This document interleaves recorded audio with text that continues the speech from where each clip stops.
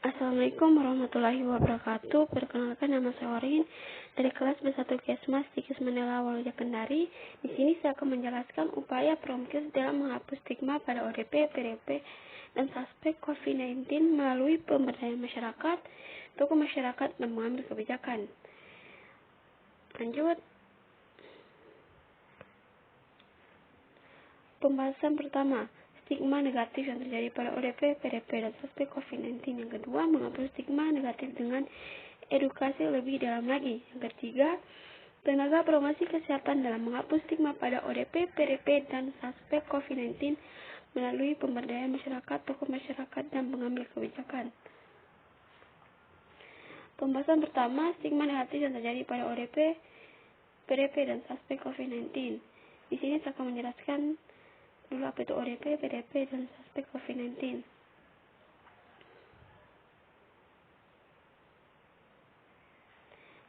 ODP itu orang dalam pemantauan. Seseorang dikatakan masuk dalam kategori ODP apabila ia sempat bepergian ke negara lain yang merupakan pusat penyebaran virus corona. Kalau PDP, pasien dalam pengawasan, artinya orang yang masuk ke dalam kategori ini sudah dirawat oleh tenaga kesehatan dan menunjukkan gejala sakit seperti demam, batuk, pilek, dan sesak napas. Kemudian suspek adalah orang yang diduga kuat terjangkit infeksi COVID-19 dan menunjukkan gejala virus corona dan pernah melakukan kontak dengan pasien positif corona. Kemudian tanpa kita sadari, perubahan pada berbagai aspek turut mengubah perilaku masyarakat di seluruh dunia, termasuk dalam cara pandang antar sesama manusia. Perubahan perilaku dan cara pandang antar sesama manusia juga terjadi di Indonesia sebagai dampak pandemi COVID-19. Penambahan jumlah pasien COVID-19 inilah yang pada akhirnya memunculkan kecemasan di masyarakat. Di sini stigma itu sendiri biasa didefinisikan penilaian lingkungan kepada suatu individu atau kelompok tertentu. Penilaian yang diberikan merupakan penilaian negatif. Stigma ini melekat pada seseorang atau sekelompok orang, seringkali membuat penerima stigma menerima perlakuan sehingga mereka merasa tertolak oleh lingkungannya. Hal ini juga terjadi di Indonesia, seperti yang kita baca melalui sosial media. Perlakuan kerap diterima oleh PDP dan ODP COVID-19. Tidak berhenti juga pada kasus tersebut.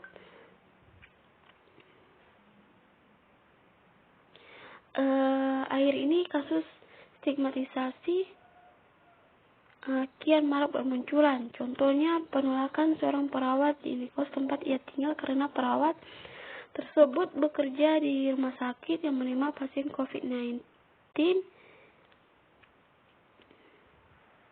Yang paling ekstrim adalah penolakan pemakaman jenazah korban COVID-19 oleh sejumlah warga desa. Lanjut, pembahasan kedua, menghapus stigma negatif dengan edukasi lebih dalam lagi. Di sini bahwa stigma masyarakat bisa dihapus dengan mengedukasi lebih lanjut mulai dari musyawarah masyarakat setempat, seperti di lingkungan RT bahwa mengidap corona masih bisa sembuh dan tidak selalu berujung pada kematian.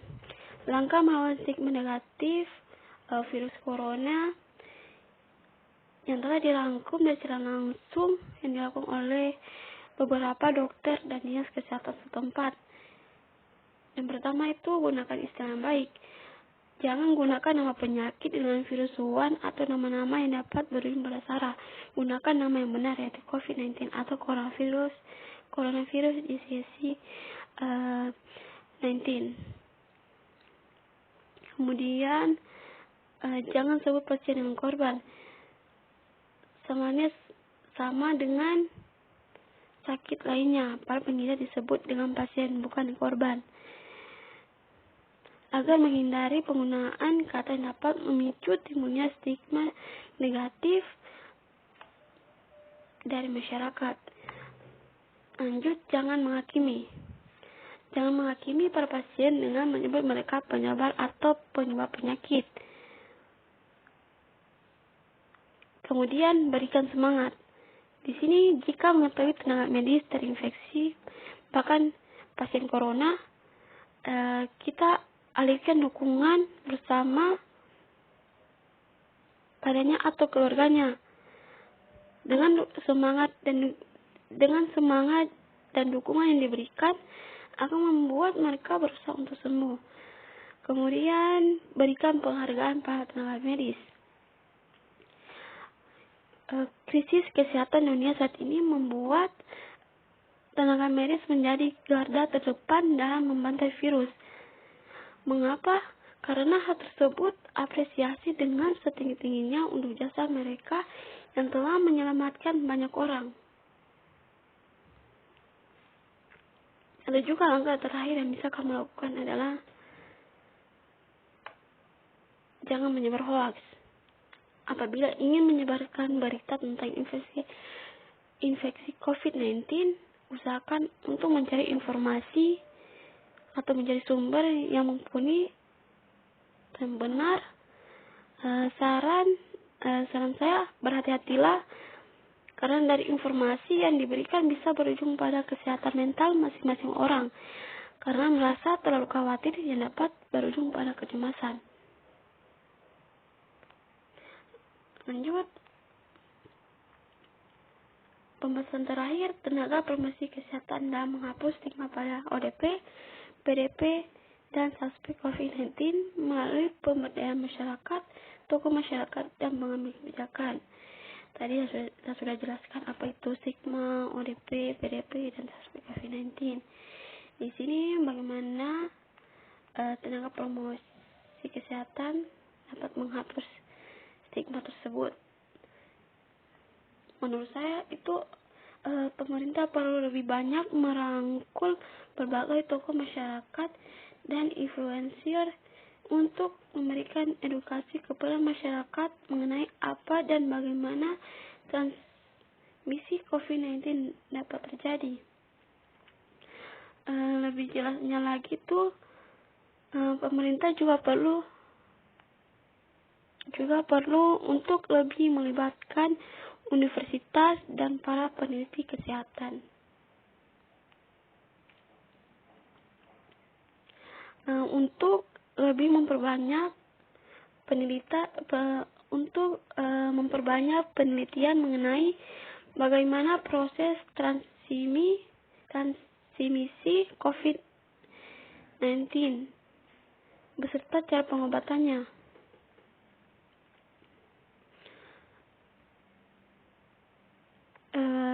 Kemudian hal itu perlu untuk menekan kecemasan dan memunculkan optimisme masyarakat bahwa wabah ini dapat berakhir dan disembuhkan.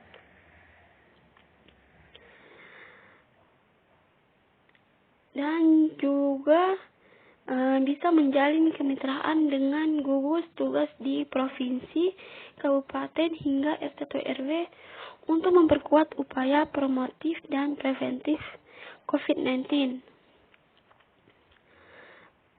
Selain itu, pemerintah diminta perhatikan mitigasi dan manajemen risiko penularan COVID-19 di fasilitas layanan kesehatan sebelumnya.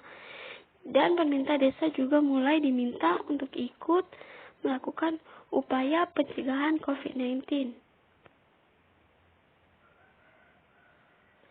Sekian, terima kasih dari hasil presentasi saya. Apabila ada kesalahan, mohon dimaafkan. Taufiq wal hidayah. Wassalamualaikum warahmatullahi wabarakatuh.